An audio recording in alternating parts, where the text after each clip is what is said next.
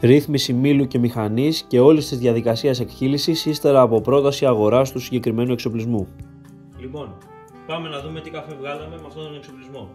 Έχω κάνει τις δοκιμές μου, έκανα γύρω στις 5-6 δοκιμές για να βρω ακριβώς τι χρειάζεται στη ρύθμιση του μήλου. Έτσι, να σας πω ότι εδώ ο μήλος της Άγκε είναι πάρα πολύ καλός. Έχω εσωτερική ρύθμιση στο 5 και εξωτερική το έχω βάλει στο 2. Κόβει σε 10 δευτερόλεπτα 18,2 γραμμάρια καφέ. Είναι πολύ δυνατός μήλος. Οπότε τα έχω ρυθμισμένα όλα να βγάζει 18,2 γραμμάρια. Η μηχανή βγάζει αναλογία 1/2 στο ποτήρι, δηλαδή 18,2 γραμμάρια, 36-37 γραμμάρια καφέ στο ποτήρι. Και πάμε. Ξυπνάμε το πρωί και ερχόμαστε να φτιάξουμε καφέ. Έτσι, χωρίς να ζυγίσουμε καθόλου. Από τη στιγμή που έχουμε ρυθμίσει και τα σχετικά. Λοιπόν, πατάω το μήλο.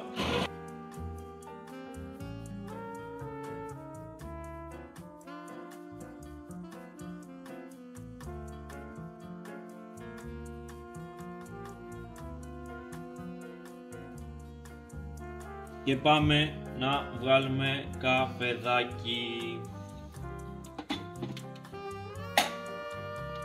Και πάμε.